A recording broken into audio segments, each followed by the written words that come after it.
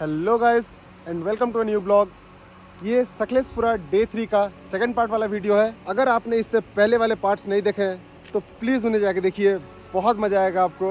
उसमें एक मस्त चीज़ है, एक हिडन जगह है, वो आपको देखने मिलेगा। और बात करें इस पार्ट ऑफ द वीडियो का, तो इसमें हम लोग ट्रैवल करने वाले हैं सकलेशपुरा से बेंगलोर तक के लिए। वो टोटल डिस्टेंस हमें दिखा रहा है करीब 260 किलोमीटर्स। यहाँ से बस 10 किलोमीटर आगे जाएंगे तो NH75 हम लोग कनेक्ट कर लेंगे, फिर वहाँ से सीधा बेंगलोर का रास्ता है।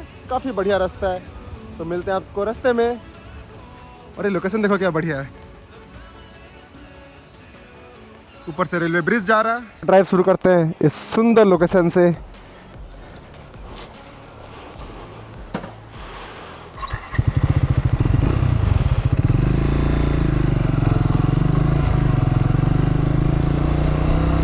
जैसे कि आपने देखा होगा पिछले पार्ट में, हमने लंच तो यहीं पे कर लिया था, तो और भूख तो लगेगा नहीं हमें। ये देखिए यहाँ पे इन्होंने कॉफ़ी के फ्रूट्स को सुखा के रखा है। जब ये सूख जाएंगे अच्छी तरह से तब इनको तोड़ के इनके अंदर से कॉफ़ी के बीन्स निकाले जाएंगे। फिर उनको सुखाने के बाद, रोस्ट करने के बाद आपको बेचा जाता है। या तो सीधा रोस्टेड बेचा जाता है या फिर आपको नॉर्मल पाउडर जैसे बना के। अब शुरू करते हैं proper ride back to Bangalore. यहाँ से टोटल हम लोग को दिखा रहा है 243 किलोमीटर्स एंड 5 आवर्स 11 मिनट्स। तो लेकिन हम लोग थोड़ा बहुत ब्रेक लेके तो चलेंगे ही, तो 6 घंटा पकड़ लो, 6 साढ़े 6 घंटा लग जाएगा हम लोग को। टाइम हो रहा है अभी 4:30, तो 6 घंटा मतलब 10:30 11 तक पहुँच जाएंगे। चलते हैं। जय भोलेनाथ, जय जगन्नाथ स्वामी। यार ये एक छोटा सा पैच है जिसमें काम हो रहा है, तो बहुत धूल होता है। ऊपर शायद कोई ब्रिज बन रहा है, तो उसी के लिए।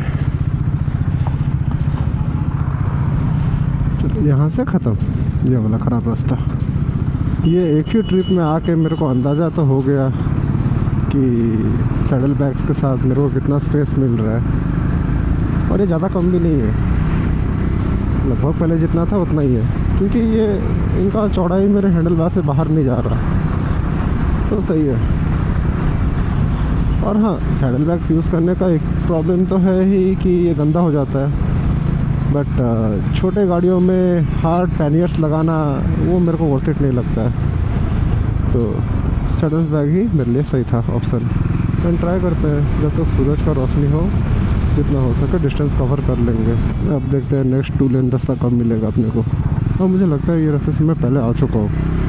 ये शायद वही रास्ता है जिस रास्ते से हम लोग ऊटी से वापस आए थे, क्योंकि उस टाइम पे भी हम लोग ये हसन देखे ही गए थे। और जो पीछे वाला पैच आया, ये पता नहीं क्यों मेरे को थोड़ा नॉस्टैल्जिक वाइब दे रहा था कि जैसे मैं इधर से पहले भी जा चुका हूँ। मुदीगरे है 38, सकलेशपुरा 6, बेंगलोर 224।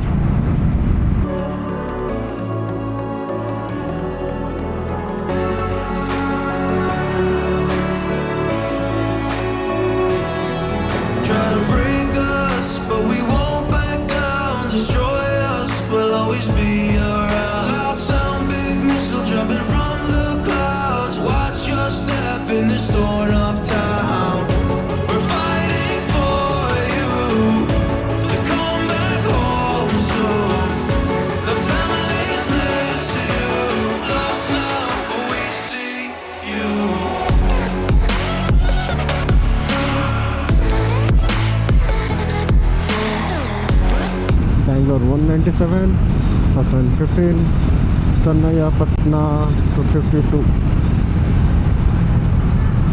और उस टाइम पे हम लोग यहाँ पे खाना खाए थे जब ऊटी से आ रहे थे। आज संडे है ना, वीकेंड एंड हुआ है, तो हाईवे पे अच्छा खासा भीड़ है। बिल्कुल भी मतलब वैसा खाली पैच मिल ही नहीं रहा, सब लोग वापस जा रहे हैं वीकेंड बना के। ये वो हसन यूनिवर्सिटी था जिसको हम लोग क्रॉस करके गए थे। इसके बाद हम लोग ने लेफ़्ट ले लिया था क्योंकि हम लोग को दूसरे डायरेक्शन में जाना था। और टोल गेट के पास ही नारियल पानी एंड कुछ भज्जी वगैरह पहले खाते हैं, फिर चलते आगे। नारियल पानी एंड जस्ट सनसेट हो रहा है। हम लोग निकलने वाले हैं और देखो क्या मस्त ग्रुप आया राइडर्स का। 15 मिनट का ब्रेक लेने वाले थे, हो गया 50 मिनट। चलो कोई ना, मस्त थोड़ा सा नाश्ता भी कर लिया। यहाँ से अपना डिस्टेंस है 176, जिसमें कि लगेगा 345 मिनट्स। 4 घंटा पकड़ लो, कोई ना, आराम से चलते हैं, अपने को कोई जल्दी नहीं है। लाइट लगाते हैं। सही है, मस्त रोशनी कर रहा है। मैंने शायद आपको कभी दिखाया नहीं, लेकिन लास्ट टाइम हमने इस पर इन्वेस्ट किया था। ये अच्छा चीज़ मेरा लगता है। ये हेलमेट के ऊपर जो ऐसा लाइट लगा रहता है ना, मैं उसकी बात कर रहा हूँ। और मुझे लगता है कि ये मैडॉक का लाइट रियली वर्थ इट है, क्योंकि काफ़ी अच्छा विजिबिलिटी है। बहुत अच्छे से मुझे रोड पूरा दिख रहा है, साफ साफ। सही है, सही है। क्योंकि मैं थोड़ा डरा हुआ था कि यार इतना पैसा इन्वेस्ट कर रहा हूँ इस पर, ये अच्छा होगा नहीं होगा, बट यार बहुत अच्छा है ये। लाइट के बाद मज़ा आ रहा है रात में ड्राइव करके भी, क्योंकि रात में डर रहता है आपको, क्योंकि आपको सही से कुछ दिख नहीं रहा होता है। इसके साथ यार क्या कॉन्फिडेंस आ रहा है, ऐसा लग रहा है कार चला रहा हूँ मैं, इतना अच्छा खासा लाइट है। बट इसका मतलब ये भी नहीं कि आप बहुत तेज़ चलाओ, रीज़नेबल स्पीड पे 80 पे चला रहे हो काफ़ी है। बेंगलोर है 150 किलोमीटर, और हम लोग भी वही कर रहे हैं। 70 से लेके 75 से लेके 90 तक हम लोग चला रहे हैं, उसके ऊपर नहीं जा रहे हैं। अगर आपको याद होगा, मैं जाने टाइम बोल रहा था कि इन रास्तों पे रात में बड़ा मस्त लगता होगा। सच में अच्छा तो लग रहा है।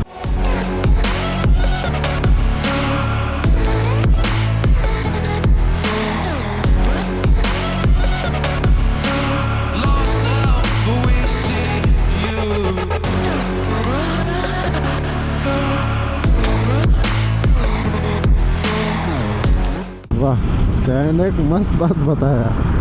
और मैं भी सबसे पता नहीं नोटिस कैसे नहीं किया, उसका जो हेलमेट का वाइज़र है वो ब्लैक कलर का है, तो वो उसको सही से बिल्कुल भी कुछ नहीं दिख रहा है, तो इसलिए वो मेरे को आगे रख रहा है ताकि लाइट से उसको भी थोड़ा पता चलता रहे। वैसे ये चीज़ मैंने नोटिस किया है, बलराम का हिमालयन हो गया या फिर चैन का क्लासिक हो गया, इन दोनों का ही हेडलाइट मेरे गाड़ी से अच्छा है।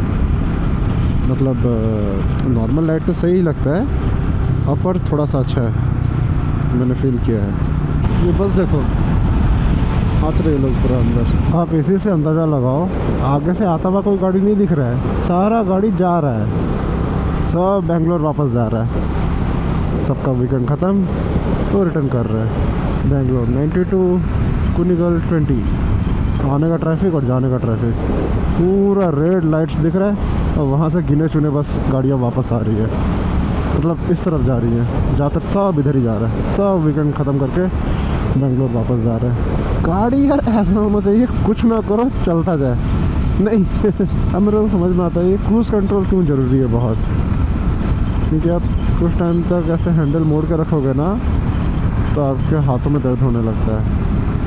लाइक इस जगह में कोहनी का ऑपोजिट साइड, इसको क्या बोलते हैं मेरे को नहीं पता, बाइसेप में थोड़ा और कंधा में टॉप में, इन सब जगहों में दर्द होने लग जाता है। कि लेफ़्ट हैंड पूरा फ्री है, हाँ कहीं पे भी दर्द नहीं हो रहा। सोचो मैं खड़े होने पे इतना ऊंचा आ जाता हूँ, गाड़ी का हाइट तो है।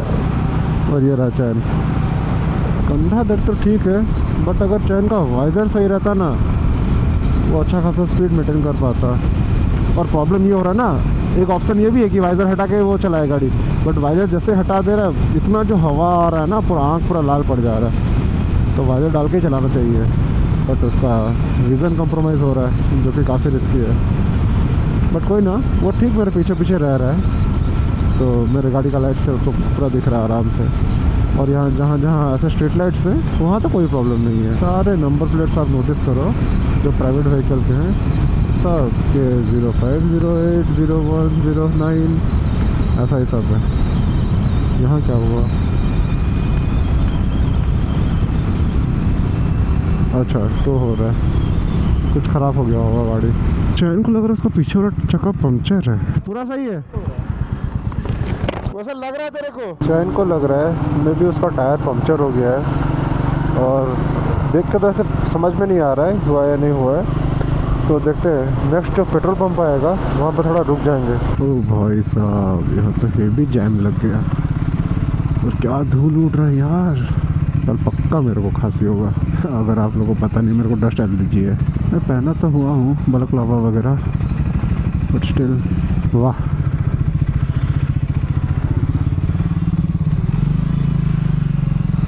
धूल मिट्टी, और मेरी तरह जिसको जहाँ जगह मिल रहा है वो वहाँ घुसा रहा है।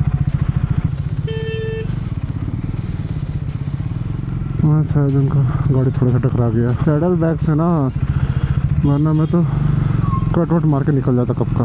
पता नहीं कितने आगे तक है ऐसा।